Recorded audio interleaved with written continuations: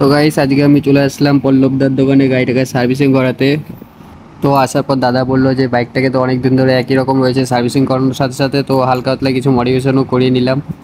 তো কি কি মডিফিকেশন করলাম তোমরা সেটা যদি জানতে চাও আমাকে কমেন্ট করো। এর জন্য আলাদা করে একটা ভিডিও নিয়ে আসবো, কি কি খরচা পড়লো না পড়লো সব জানিয়ে দেবো ওই ভিডিওতে।